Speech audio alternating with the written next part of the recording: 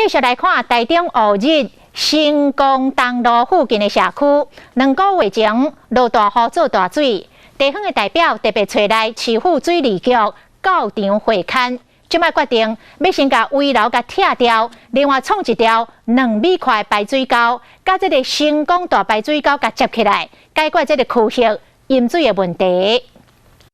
看到民意代表甲台中市水利局官员来会勘的时，乡亲关心讲8月份西南气流各地落大雨的时，造成乌日区新光东路附近的人家厝拢淹水。对后壁几排头前处理就对啦，因后壁这2排吼，